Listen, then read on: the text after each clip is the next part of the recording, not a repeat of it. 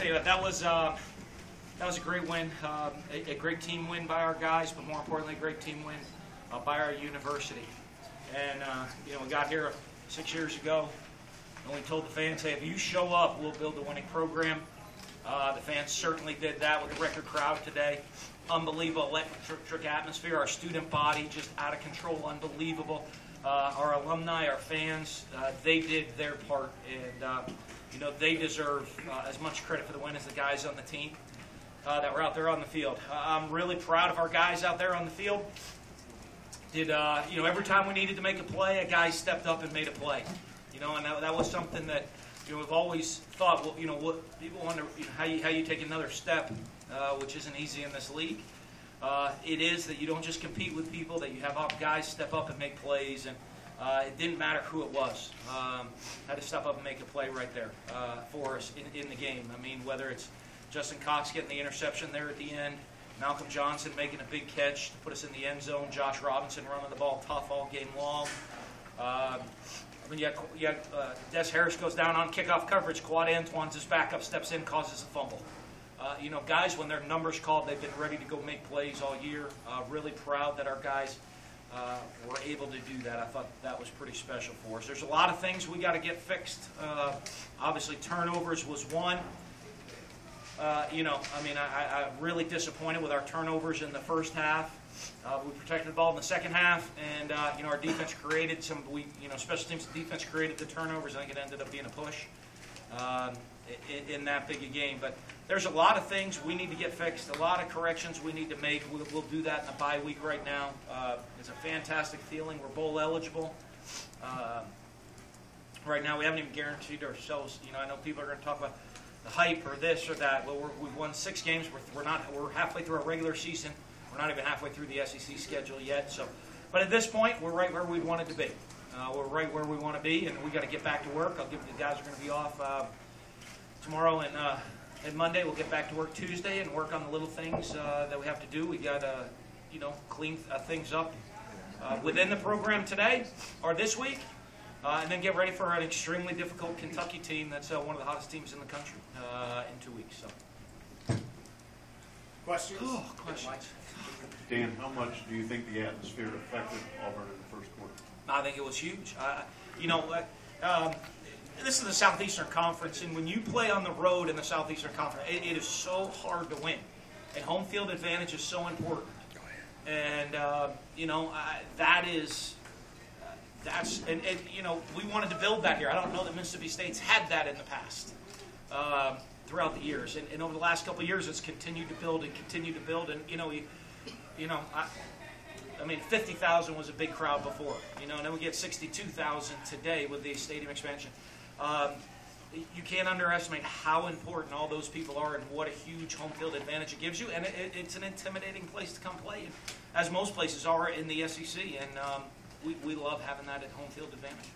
Dan, we talked about the post-game last week. What was it like this week? I know a very similar type atmosphere with the celebration on the field with your family and the coaches and everything like that. I mean, it was pretty special right there. Everyone, I think, coming into this season, people looked at us and said, you know, this is going to be a tough stretch. And in the SEC, you're always going to have tough stretches. And to be honest with you, when I look at the schedule, it's only going to get harder now. You know, I mean, your prize for winning a huge game, biggest game ever played in Mississippi, is an even tougher game next week. So, but you know, to beat 3 top 10 teams in 3 straight games is pretty special. I don't know how many teams have done that. I don't know how many opportunities you get to do that. But I think that was pretty special for our guys.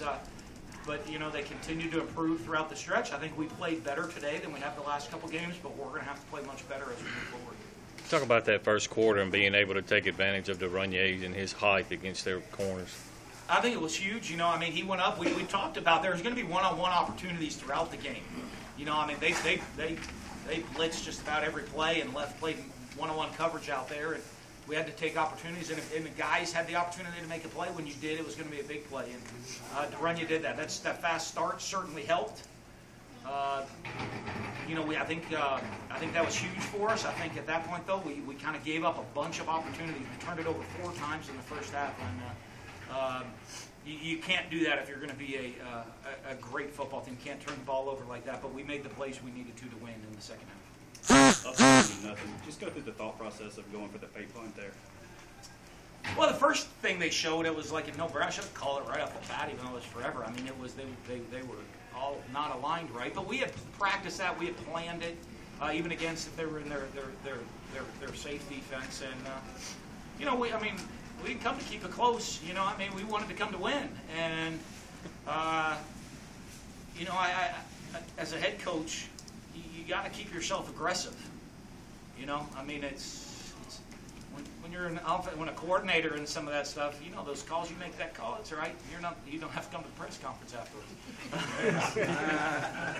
When you're a head coach, you got to show up. So I mean, I called it. You know, even though Greg Knox is there, I mean, you know, I guess if he called it, I could blame him. Like, what are you doing? I'm like, hey, let's run it. And you know, he agreed, and we thought we had it. And you know, we missed the block on the edge. And what happened? I think Richie Brown kind of fell.